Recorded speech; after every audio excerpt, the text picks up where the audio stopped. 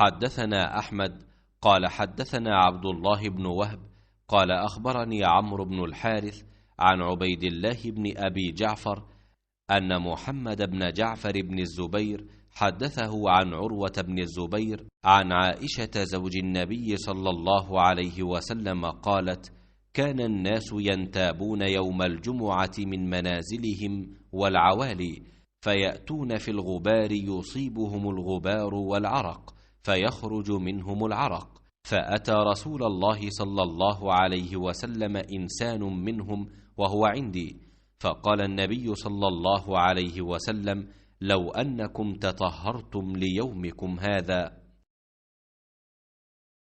उमरो बिन हारिस ने खबर दी उनसे उबैदुल्लाह बिन अबी जाफ़र ने कि मोहम्मद बिन जाफ़र बिन ज़ुबैर ने उनसे बयान किया, उनसे उर्वाह बिन ज़ुबैर ने और उनसे हज़रत आयशा रज़ियल्लाहु ताला अन्हा नबी करीम सल्लल्लाहु अलैहि वसल्लम की ज़ौजा मुतहरा ने।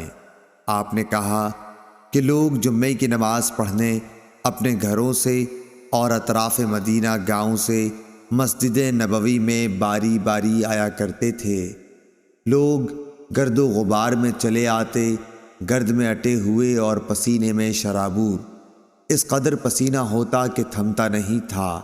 इसी हालत में एक आदमी रसूलुल्लाह सल्लल्लाहु अलैहि वसल्लम के पास आया।